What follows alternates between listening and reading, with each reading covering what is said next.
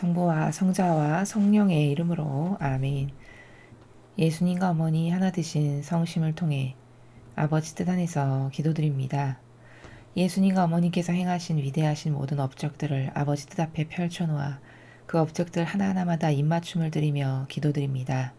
사랑하는 하나님 아버지, 저희가 듣겠습니다. 말씀하여 주옵소서. 또 아버지 뜻 계명, 그 계명을 지키자라는 이 운동에 대한민국을 포함한 아버지께 속한 모든 인류가 적극적으로 참여함으로써 아버지 뜻 계명이 윤리 도덕과 지켜야 될 절대적 가치가 될 수 있도록 축복하여 주시옵소서. 이 모든 기도 우리 주 예수 그리스도의 이름으로 기도드리나이다. 아멘. 성부와 성자와 성령의 이름으로 아멘. 안녕하십니까. 하나님의 뜻 성교의 피아수녀입니다. 오늘도 여러분들과 함께 성경 말씀에 나와 있는 신적인 질서, 그 진리의 세계 함께 학습해 보도록 하겠습니다. 2021년 6월 11일 금요일, 지극히 거룩하신 예수 성심 대축일입니다. 제1독서 호세아 예언서 11장 1절, 3절에서 4절, 8절에서 9절까지 말씀입니다. 주님께서 이렇게 말씀하신다. 이스라엘이 아이였을 때 나는 그를 사랑하여 나의 그 아들을 이집트에서 불러내었다. 내가 에프라임에게 걸음마를 가르쳐주고 내 팔로 안아주었지만 그들은 내가 자기들의 병을 고쳐준 줄을 알지 못하였다. 나는 인정의 끈으로 사랑의 줄로 그들을 끌어당겼으며 젖먹이처럼 들어올려 볼을 비비고 몸을 굽혀 먹여주었다. 내 마음이 미어지고 영민이 북받쳐 오른다. 나는 타오르는 내 분노대로 행동하지 않고 에프라임을 다시는 멸망시키지 않으리라. 나는 사람이 아니라 하느님이다. 나는 네 가운데 있는 거룩하니 분노를 터뜨리며 너에게 다가가지 않으리라. 주님의 말씀입니다. 하느님 감사합니다. 오늘 호세아 예언서를 이해하는 데는 가장 적절한 우리가 이해하기 쉬운 비유가 부모와 자식 간의 그 사랑 관계를 생각하면 아주 이해하기가 쉽습니다. 지금 아버지께서는 온 인류의 부모로서 그 중에서도 특별히 그 인류를 대표하는 자식으로 이스라엘을 선택하셨죠.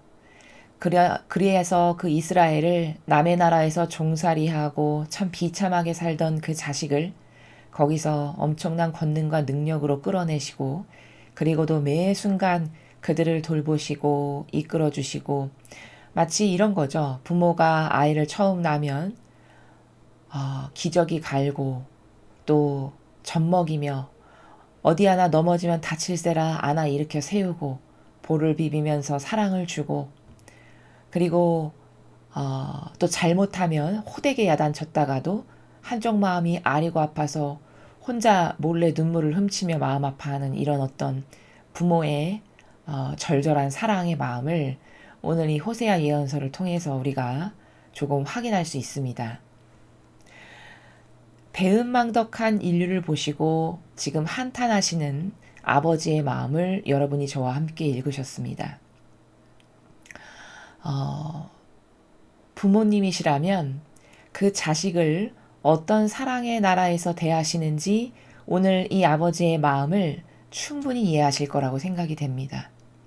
아무리 나에게 큰 잘못을 하고 배은망덕한 죄를 졌다 하더라도 그것을 끊임없이 다시 용서해주고 또 사랑으로 품어 안을 수밖에 없는 그런 부모의 애리고 쓰린 그 사랑의 마음에 그 자식은 과연 어떤 반향을 하나요?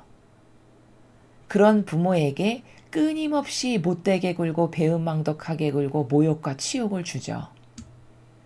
그리고서는 자기가 무엇을 잘못했는지도 잘 모르고 오히려 그렇게 자신이 끊임없이 배은망덕과 모욕과 치욕과 역겨움으로 마음의 그 한쪽을 참 아리고 쓰라리게 한 그 부모를 놔두고 이제는 그 부모를 모욕하는 그런 악의 세력과 하나 되어가는 그런 자식을 볼 때 여러분은 마음이 어떠하시겠습니까? 그건 이루 다 인간의 언표로 표현할 수 없을 만큼 가슴이 미어지고 칼로 도려내는 아마 아픔일 겁니다. 이스라엘이 하느님께 그러했습니다.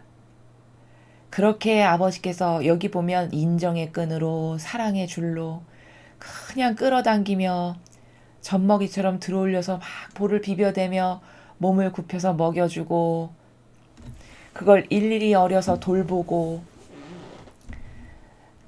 그리고 나쁜 길에 들어서지 못하도록 하나하나 다 신경 쓰면서 돌보았던 그런 마치 부모와도 같이 그렇게 이스라엘을 돌보았건만 그럴 때마다 번번이 오히려 아버지께 그런 사랑의 고마움과 감사한 마음과 이루다 헤아릴 수 없는 아버지의 사랑에 보답을 하기는커녕 마귀 세력과 끊임없이 하나 되고 자신을 이런 사랑으로 돌보시는 아버지께는 오히려 삿대질하고 욕하고 눈 부라리며 치켜뜨는 그런 격이 바로 이스라엘이 하나님을 대했던 나라입니다. 여러분 그런 자식을 아마 평생 두고 같이 보면서 산다라고 생각해 보십시오. 그 마음이 어떠할까? 얼마나 그게 찢어지고 애리는 마음일까를 생각해 보십시오. 아마 심장을 후벼 파는 마음이라고 표현을 하면 글쎄요. 인간의 언표로 그것보다 더 적정한 표현이 뭐가 있을지를 몰라서 생각이 안 나서 그렇지 아마 그런 마음이실 겁니다. 인류는 그렇게 끊임없이 하느님께 배은망덕했습니다. 그렇게 모욕과 역경을 드렸고 침뱉었고 하나님께 욕하고 하나님의 적에게는 철천지 원수에게는 하나 되고 동조하고 협력하고 그들을 사랑한다라고 그냥 그들에게는 열렬히 열심히 하나 되고 동조했던 이게 바로 이스라엘의 우리가 과거 지나간 역사를 통해서 발견할 수 있는 이스라엘의 모습이죠. 그게 부모와 자식 간에서 특히 부모의 마음을 헤아릴 줄 모르는 배은망덕한 자식과 부모의 관계와 똑같다라는 거죠. 그런데 그래서 그렇게 죄악으로 치닫는 걸 보시면 정의를 쏟으실 수밖에 없잖아요. 그럼 정의를 쏟으시고는 더 마음이 아프신 거예요. 가련하고 불쌍하고. 그러니까 8절에 그렇게 잘 대해줬다가도 또 배은망덕해서 어쩔 수 없이 잘못 나가는 것을 가만히 보고 있을 수가 없잖아요. 올바로 된 부모라면 징계를 줄 수밖에 없죠. 그래서 징계를 주고 나면 그 징계 때문에 허우적거리는 걸 보면 또 가슴이 아프신 거죠. 그러니까 마음이 미어지고 연민이 북받쳐 오른다. 불쌍하고 가여운 마음이 또 생기시는 겁니다. 그래서 또 다짐하시기를 그래 내가 이제 다시는 저렇게 벌하지 말아야지 해서 구절과 같은 고백을 하시는 거예요. 나는 저 내 자식들이 깨닫지 못해서 또 나에게 저런 배은망덕한 모욕적인 짓을 한다 해도 내가 타오르는 분노대로 행동 안 하고 다시 멸망 안 시키고 분노를 터뜨리며 너에게 다가가지 않고 또다시 사랑으로 품어 안으리라 이런 말씀을 9절에서 하시고 있습니다. 그 말씀이 어떻게 이루어졌냐? 나는 타오르는 내 분노대로 행동하지 않고 이렇게 말씀하시죠.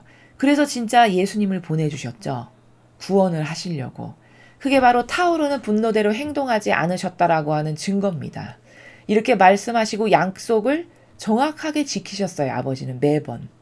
근데 그런 아버지에게 인류가 어떻게 대했는가? 여러분 그 자식이 하나가 속을 썩여도 참 마음이 아프죠. 참 씁쓸하고 한편으로 쓸쓸하면서 참 내가 온갖 사랑으로 돌보았는데 그렇게 부모의 권리를 존중하지 않는 부모가 마땅히 받아야 될 공경이 있고 권리가 있잖아요. 그런 걸 존중하지 않는 자녀를 보면 참 씁쓸하고 마음이 허하죠. 그럼 죄 많은 인간 세상 사회도 그런데 거룩함과 사랑으로 가득하신 완벽하신 아버지의 마음은 어떠실까요? 참 마음이 애리고 아프시겠죠. 그런 아버지의 그 인류를 대하시는 사랑 가득한 아버지의 마음을 오늘 우리가 호세아 예언서를 통해서 볼 수 있습니다. 그런데 지금은 어떠한가 그럼 과거에 이스라엘 백성이 이렇게 하느님께 끊임없이 모욕을 드렸다가 또다시 벌받고 또 애구구 잘못했습니다 하면 또 불쌍하고 가여워서 거두시고 이것을 반복했다라는 말씀이시잖아요. 그런데 그럼 지금은 그럼 하나님의 권리를 인정해드리고 아버지의 그 사랑의 올바른 드려야 될 것을 드리는 인정해드릴 걸 인정해드리는 인류가 되었는가? 오히려 지금은 하느님 믿는다고 말만 하고 온갖 교묘한 마귀를 다 행하는 지금 이때보다 더 사악하고 역겨운 인류로 변해버렸죠. 자, 그런데 이렇게 세상이 그리고 하나님의 자녀들이 아버지께서 마땅히 받으셔야 될 권리도 인정치 않고 아버지가 주시는 이런 어마어마한 사랑에 올바르게 화답도 할 줄 모르고 오히려 더 교묘하고 유려하고 미묘한 마귀로 바뀐 것은 이런 문제는 누구의 문제냐? 여러분, 이게 정치인의 문제가 아니라 종교인의 문제입니다. 종교 지도자들의 문제입니다. 이때 이스라엘 백성들이 하느님의 권리를 똑바로 인정하지 않고 누구랑 하나 됐죠? 바리사 율법학자랑 하나 됐죠. 근데 바리사 율법학자가 하느님의 권리를 똑바로 인정해드리고 그분의 권리를 대변하고 예수님을 닮은 희생제물로 살고 그러했다면, 그런 세력이었다면 오히려 그런 세력과 하나 되는 것을 하느님께서는 기뻐하셨겠죠. 그러나 여러분이 다 아시다시피 바리사 율법학자들은 하느님께 가장 교묘하고 모욕적이고 역겨운 것을 합법적으로 드리는 세력이었습니다. 하느님의 일꾼이라는 포장으로서. 그들과 하나 됐어도 이렇게 마음이 아프셨다라고 말씀하시는 거예요. 그럼 지금은 어떠실까를 헤아려 드려야 되겠죠. 지금 아버지의 마음은 어떠하실까요? 이루 말로 다 하실 수 없는 처절한 심정의 고통을 우리가 이 원죄로 가득한 죄악의 부모 자식 간에서도 자식 하나가 속삭여도 그토록 가슴이 아프고 힘들다면 인류의 거의 대다수가 하느님께 그런 모욕과 역겨움만을 드리는 자식으로 다 변절됐다라고 생각해 보십시오.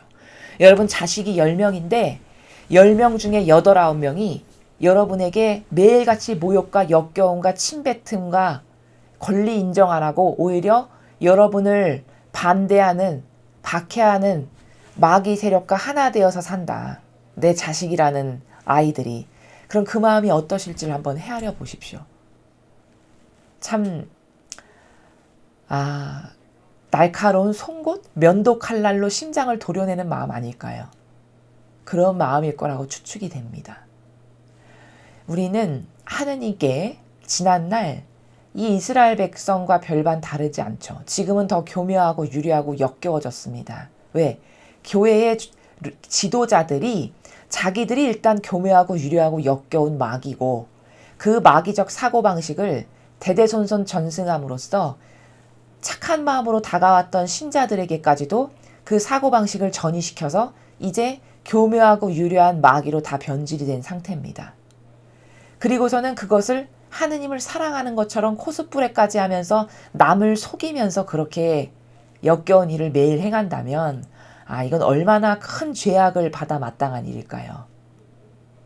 아버지는 과거 이스라엘 백성이 하느님께 잘못할 때마다 타오르는 분노로 멸망을 시켰다가 후회하셔서 다시 건지시고를 반복하셨어요. 그러면 그때 타오르는 분노로 멸망을 시킬 만큼 그것이 하느님께 분노를 살 만큼의 죄였다면 오늘날의 이 교묘하고 유려한 마귀로 착한 척하면서 코스프레하고 하느님 가장 잘 섬기는 척하면서 제단과 주님의 교회에서 오히려 하느님께 가장 모욕적이고 역겨운 짓을 매일 하는 마귀 세력으로 변질됐다면 그건 얼마나 큰 멸망을 받아도 할 말이 없을까요? 여기 다 이 호세아 예언서를 통해서 얼마든지 추측이 가능한 거죠. 이때도 멸망당했다면 지금은 멸망을 수억 번 당해도 쌀 만큼 그 정도로 심각한 상태라는 겁니다. 그러면 이때 우리가 취해야 될 자세가 뭘까? 달라져야 될 정신이 뭘까? 인류의 대다수가 하느님께 그토록 많은 슬픔을 안겨드리고 고통을 안겨드린다면 나라도 하느님께 잘하자. 내가 깨닫지 못한 그들의 마음까지 다 배상보속하는 마음으로 나라도 하느님께 조금이나마도 더 잘해드리고 조금이나마도 더 신경 써서 어떻게 하면 아버지께서 기뻐하실 일이 뭘까를 염려히 살펴드리고 하나라도 더 아버지의 권리를 챙겨드리고 이걸 내가 하자. 이 마음을 갖는 것이 올바로 된 자녀된 도리라 할 것입니다. 그러한 회개와 그런 뉘우침과 그런 올바른 양심으로 깨어있는 이 소수의 자녀들만이라도 잃어버리신 하느님의 권리를 되찾아드리고 아버지께서 이런 사랑으로 인류를 돌보시는데 나는 과연 이런 사랑에 어떤 화답을 드렸는가 돌아보고 회개하고 뉘우치고 다시 올바르게 지난날 제가 몰라서 아버지 깨닫지 못해서 교묘하고 유려한 막이랑 하나됨으로써 드린 수많은 모욕과 치욕을 부디 용서해 주세요. 제가 오늘부터는 아버지를 어떻게 하면 더 기쁘게 해드릴까를 좀 염려히 살펴드리고 사랑을 드리고 남이 드린 모욕 치욕 내가 드린 모욕 치욕 배상보속하는 이러한 마음을 드리겠습니다. 이런 진정성의 나라에서 고백드리는 것이 아버지께서 크게 기뻐하실 선물을 우리가 드리는 것이다. 이런 올바른 개념과 양심이 있어야 할 것입니다. 계속해서 오늘 주신 복음 말씀 함께 보시겠습니다. 요한복음 19장 31절에서 37절까지 말씀입니다. 주님 영광 받으소서. 그날은 준비일이었고 이튿날 안식일은 큰 축일이었으므로 유다인들은 안식일에 시신이 십자가에 매달려 있지 않게 하려고 십자가에 못 박힌 이들의 다리를 부러뜨리고 시신을 치우게 하라고 빌라도에게 요청하였다. 그리하여 군사들이 가서 예수님과 함께 십자가에 못 박힌 첫째 사람과 또 다른 사람의 다리를 부러뜨렸다. 예수님께 가서는 이미 숨지신 것을 보고 다리를 부러뜨리는 대신 군사 하나가 창으로 그분의 옆구리를 찔렀다. 그러자 곧 피와 물이 흘러나왔다. 이는 직접 본 사람이 증언하는 것이므로 그의 증언은 참되다. 그리고 그는 여러분이 믿도록 자기가 진실을 말한다는 것을 알고 있다. 그의 뼈가 하나도 부러지지 않을 것이다 하신 성경 말씀이 이루어지려고 이런 일들이 일어난 것이다. 또 다른 성경 구절은 그들은 자기들이 찌른 이를 바라볼 것이다 하고 말한다. 주님의 말씀입니다. 그리스도님 찬미합니다. 자, 오늘 여러분이 보신 이 요한복음을 통해서 우리는 무엇을 발견할 수 있냐? 자, 36절에 이렇게 말씀이 되어 있죠. 그의 뼈가 하나도 부러지지 않을 것이다 하신 성경 말씀이 이루어지려고 이런 일들이 일어난 것이다. 이렇게 전하고 있습니다. 자, 이게 무슨 말이냐? 자, 다른 그 성경 구절에서 과거 예수님의 순환에 대해서 미리 예언을 하기를 예언자를 통해서 예언하시기를 그의 뼈가 하나도 부러지지 않을 것이다 라고 성경 말씀에 되어 있다는 거잖아요. 근데 그 말씀이 이루어지게 하려고 다른 죄수들은 가서 이렇게 다리를 다 부러뜨렸는데 예수님께 딱 다가가서는 그 군사가 이미 돌아가신 걸 알고 확인하고는 다리를 안 부러뜨리고 창으로 옆구리를 찔러서 피와 물이 쏟아져 나오게 했다라는 거예요. 이게 실제적으로 이렇게 이루어졌다라는 거죠. 예언 말씀은 훨씬 이전에 있었는데, 자, 그러면 우리가 여기서 알아야 될 건 뭐냐? 아, 하느님의 말씀은 이렇게 완벽하신 거구나. 주님이 예언하시는 것은 이루어지지 않는 것이 단 하나도 없구나. 이 관점으로 성경이 위대하다, 아버지가 위대하시다, 진리가 위대하다라고 100% 신뢰해야 된다라는 거죠.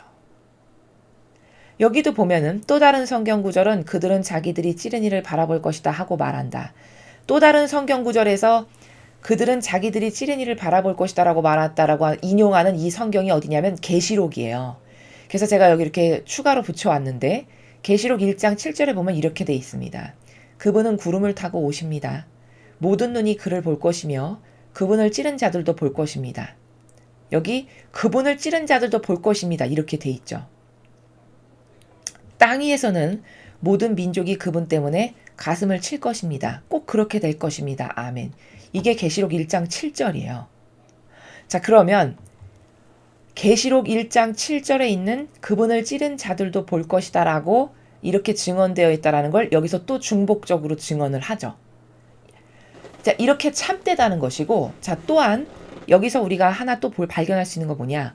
자, 그분을 찌른 자들도 본다라는 건 도대체 이 지금 창으로 찌른 이 병사들이 나중에 자기가 찌른 사람이 예수 그리스도 메시아라는 걸 확인하게 된다라는 내용이거든요. 그럼 도대체 이들은 이것을 언제 확인하게 될 것이냐? 새천년 왕국이 와서 예수님께서 1000년 동안 다스리시고 그리고 잠시 악이 또 튀어나와서 잠시 소동을 벌이지만 그때 완전히 소멸되고 이제 영원한 아버지가 다스리시는 새 시대가 올 거라고 계시록에 나오잖아요. 바로 그렇게 모든 악이 영원히 다 판결이 끝나고 완전히 정리가 되는 그때, 아버지께서 다스리실 영원한 새 시대가 오기 이전에, 바로 직전에 잠시 튀어나왔다가 그때 완전히 악이 다 소탕돼서 이제는 완전히 악이 사라지고 아버지가 영원히 다스리실 거라고 계시록에 나오죠. 바로 그때가 되면 이 예수님을 지금 창으로 찔렀던 그 영혼까지도 다 이렇게 몰려와서 소급이 돼서 와서 자신들이 찌른 사람이 예수 그리스도라는 걸 확인하고 지옥으로 사라지게 되는, 그때 되면 그분을 찌른 자들도 볼 것이다라고 계시록 1장 7절에서 이야기하는 겁니다. 바로 이런 내용이고, 오늘 이 요한복음을 통해서 우리가 확인할 수 있는 것은 인류는 이렇게 성경 말씀이 어느 정도로 참되냐면 과거 예언자를 통해서 그의 뼈가 하나도 부러지지 않을 것이다라고 예언을 하셨는데, 진짜 그 일이, 그 성경 말씀이 정확하게 이루어지게 하시려고 아버지께서 어떻게 하시는가 봤더니 군사들을 통해 다른 죄수는 다 다리를 부러뜨렸는데 예수님은 부러뜨리지 않고 옆구리를 찔러서 피아물이 흘러나오게 하신, 이 위대한 완벽하게 퍼펙트하게 아버지의 말씀이 이루어지는 성경의 진실을 여기서 확인할 수 있다는 겁니다. 그럼 여러분은 신앙생활을 하실 때 인류는, 즉 신자들은 이러한 참된 진실과 사실이 진리인데 이러한 것을 근거로 하여 성경을 이해하는가? 이렇게 참된 진실과 사실로 가득한 게 성경이고 이 진실의 주인이 아버지시고 이 참된 진실과 사실을 완벽하게 수행하신 분이 예수님과 어머니신데, 이렇게 참된 진실과 사실이라고 하는 정신세계에서 성경을 대하고 예수님과 어머니의 모범을 대하고 아버지를 여러분은 대하시는가 라고 스스로 되돌아봐야 한다는 거죠. 이러한 참됨을 사실적으로 여러분이 인정하고 믿으시면서 신앙생활을 하시는 건지, 아니면 그냥 좋은 말씀이야, 훌륭해, 그래, 맞지, 옳지, 이렇게 마치 이소부와 읽듯이 좋은 얘기네 듣고 그때 듣고 그냥 한 귀로 나가고, 이런 정확한 팩트에 근거해서 내가 절대성으로 믿고 절대성으로 기도하고 절대성으로 실천하고 절대성으로 갈망하고 절대성으로 하나 되고 이러하는가? 여러분의 신앙생활이 과연, 아니면 그냥 그때만 좋고 그때만 행복하고 그때만 은총 받았네 좋아하고 지나면 또 다 잊어버리고 막연한 가운데 또 여러분이 종교생활로 돌아가시진 않는가? 그것을 되돌아보고 회개해야 된다라는 것이죠. 진리를 정말 믿는 사람은요, 뭐가 막연하고 대강 이렇게 믿는 게 아닙니다. 여러분, 하느님의 일을 한다라는 것은 저렇게 막연하고 피상에 갇힌 이교도가 아닌 다음에야 진짜 하느님을 얼마나 참되고 퍼펙트하고 바르고 완벽하고 올바른가의 이 매력에 빠져서, 그래서 하느님의 일꾼이 되는 거거든요. 이러한 참됨이 세상엔 어디에서도 찾아볼라도 찾아볼 수가 없어요. 인간이라는 존재 자체가 그저 얻었다 싶으면 변절되고요. 변덕이 끝없이 죽골듯이 난무하고 한결같지도 못하고 한구하지도 않고 뭐 하나 잡았다라고 해서 죽는 순간까지 그것을 쭉 줄기차게 밀고 나가는 추진력이나 절대성도 없고, 이런 비참한 세상에서 어느 것 하나 저거 목적에 한번 올인해 봐야 되겠다. 저거 진짜 멋있는데? 저거 진짜 퍼펙트하다. 이렇게 해서 도전해 볼 만한 것이 하나도 없더라는 것이죠. 근데 성경을 보고 그 성경이 어떻게 이루어지는가를 하나하나 발견해 나가다 보니 이거 정말 퍼펙트할세. 이것보다 더 참되고 퍼펙트하고 완벽하고 바르고 그리고 매력적이고 그리고 진실이면서 이런 것은 세상에 없구나. 이게 너무 매력적이고 여기는 평생 올인하다 죽어도 후회란 없겠다. 이래서 하느님의 일꾼이 되는 거고, 이래서 진리를 믿는 거고, 이래서 하느님을 사랑하는 겁니다. 여러분은 과연 어떤 이런 정확한 팩트에 근거해서 이런 어떤 여러분이 발견하신 진실과 사실에 근거해서 하느님을 믿으시는 건지, 예수님과 어머니를 그래서 신뢰하시는 건지, 아니면 나에게 잘해주시니까, 내가 뭘 하니까 좀 축복을 받았어. 내가 어렵고 고통스러울 때, 나에게 희망을 주시고, 내가 사업이 어려운데, 극복하게 해주셨고, 내가 이렇게 아팠는데 병이 낫게 해주셨고, 이래서 하느님을 믿으시는 건지, 물론, 초보자는 나에게 어떤 기적과 이적이 있을 때, 하느님이 진짜 계시구나 해서 신앙생활을 그것으로부터 스타트를 하는 거는 맞습니다. 누구나 다 그렇게 진입을 해요. 그러나, 그것이 일평생 그렇게 받는 것에만 만족해서 나에게 잘해주시니까, 내가 어려울 때마다 도와주시니까, 나에게 희망을 주시고 용기를 주시니까, 이렇게 해서 하느님을 믿고 예수님과 어머니를 사랑한다는 건, 이건 좀 속된, 속으로 말하면 베네병신으로 살아가는 거예요. 끊임없이 뭐 달라라고 해서 젖떨어지지 못하는 아이와 같은. 개신교의 신앙생활이 다 그런 것이죠, 거의. 그저 뭐 주세요 주세요 다 달라고만 외치는. 물론 그런 영혼에게도 하느님은 달라고 하지 않는 자녀도 있으니, 그래 달라고라도 하고 나에게 의탁하는 것만으로도 기특하다, 그러고 주십니다. 지금은 그 정도로 비참한 시대예요. 그러나 좀 사람이 성숙하고 성장한다라는 건 뭘까요? 자식도 그렇잖아요. 부모의 도움을 받는 건 20살 이전까지나, 내 힘으로 자립할 수 없을 때까지나 부모의 도움을 받고 거기에 의탁하고 신뢰하고 끊임없이 뭘 바라는 것이지, 이제 자립할 수 있고 독립할 수 있는 나이가 돼서는 오히려 그동안 내가 받은 사랑에 감사하면서, 나에게 거저주신 부모의 그 높은 희생과 은공에 감사하면서, 얼마나 힘드셨을까 그동안. 자식을 키우는 게 이런 건데, 이런 엄청난 희생이 들어가는 건데 얼마나 고달프셨을까. 그걸 헤아리면서 이제 내가 부모님을 좀 책임지고 돌봐드려야지, 이렇게 하는 게 정상적인 사고방식 아닙니까? 성숙한 자녀가 되면 이런 사고방식을 해야 되는 게 정상이라는 것이죠. 그럼 여러분은 양심에 손을 얹고 생각해 보시라는 거예요. 나는 과연 하느님께 지금 어떤 수준에서 신앙생활을 하고 있는가. 은총 받으니까 좋아. 새 시대라고 하는 새 영성을, 이런 거를 배우니까 너무 기뻐. 남이 모르는 거 듣고 깨닫게 되니까 환희가 넘쳐. 이걸로 여러분이 맨날 안일하게 안주하고 만족하고 거기서 주저앉는다면, 여러분은 그저 매일같이 뭐 달라고 해서 받아먹는 그 갓난쟁이 아이하고 다를 바가 뭡니까? 뭘 좋아하는 것도요, 수준이 업그레이드가 돼야 돼요. 뭘 사랑하는 것도 수준이 나이가 들고 성숙해지고 정신연령이 높아지면 업그레이드가 돼야 되는 겁니다. 사랑합니다. 그거는 초등학교생이 하는 말이고, 중학생이 되고 고등학생이 되고 대학생이 되고 성인이 되면 예수님과 어머니를 사랑해서 용해되는 정신세계를 계속 사는 사람이라면, 전부로 사랑합니다. 당신이 저의 전부입니다. 저의 내적이고 외적인 모든 것을 당신에게 바쳐드립니다. 어떤 이런 더 고도화되고 더 고결하고 더 하나되고 더 아름답고 이런 사랑의 고백을 할 수 있어야 되는 게, 이게 맞는 거거든요. 신뢰도 마찬가지입니다.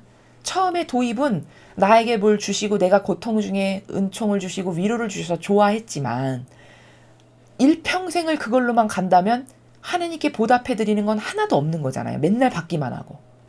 그럼 그것은 양심의 나라에서 비춰봤을 때 올바른 게 아니잖아요. 양심이 있는 사람이라면 내가 이렇게 많은 걸 받았으니 이제 나도 좀 돌려드려야 되겠다. 뭔가 이런 게 나와야 되는 거 아닙니까? 반향이? 그럼 성숙한 신앙인이라면, 하느님을 진짜 사랑하고 믿고 의탁하는 그런 올바로 된 자녀라면, 아버지, 이제 제가 아버지를 위해서 이런 걸 좀 해드릴게요.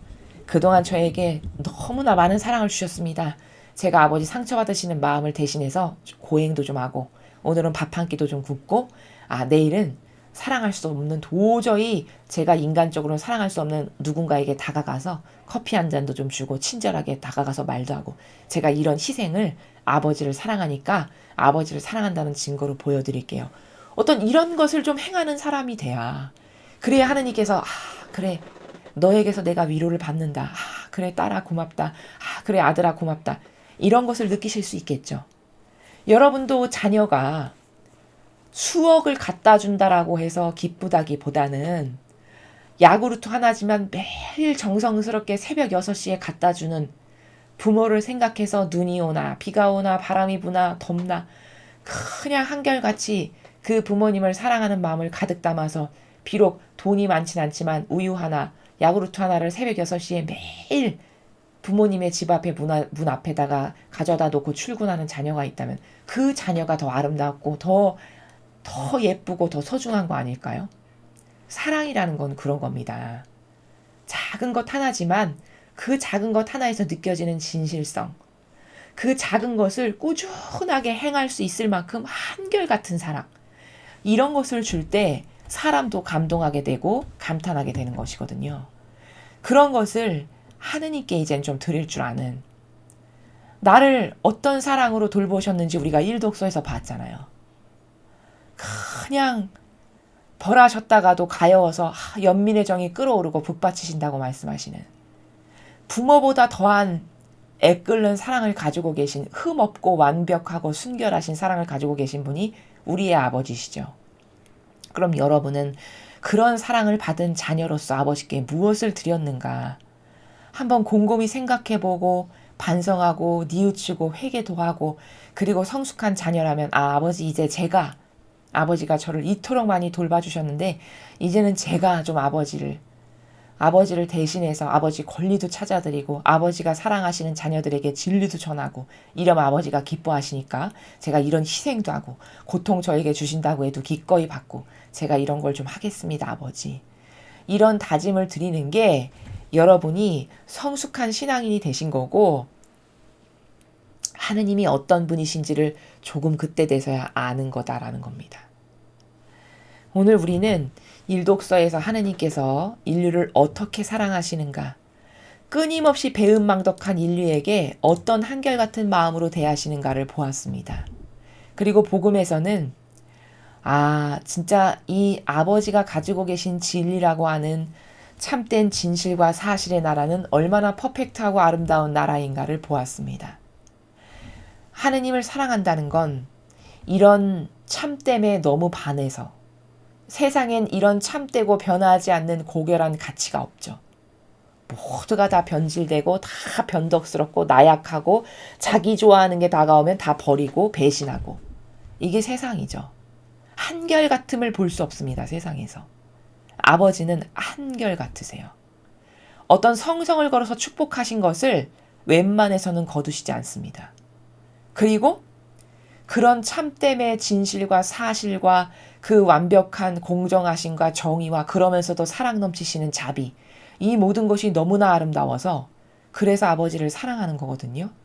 여러분도 아버지를 사랑하신다면 이제 아버지가 어떤 분이신지를 우리가 점점 이렇게 깨닫고 배워가니까 이제 아버지가 나에게 지난날 어떤 것을 주셨는지를 점점 발견하면서 이제 내가 좀 아버지께 돌려드려야겠다. 성숙한 자녀로 그 사랑 넘치시는 아버지의 마음에 내가 수십 년 동안 매일 모욕과 치욕과 역겨움만을 깨닫지 못해서 내가 드렸던 그 모든 것을 회개하고 뉘우치고, 이제부터는 내가 아버지 권리를 좀 찾아드리고, 아버지가 속상해 하시는 걸 내가 좀 같이 속상해 할 줄도 알고, 그 고통을 나누어 받을 줄도 좀 알고, 아버지가 원하시는 걸 내가 솔선수범해서 찾아서 좀 드리기도 하고, 이런 우리가 되었으면 좋겠습니다.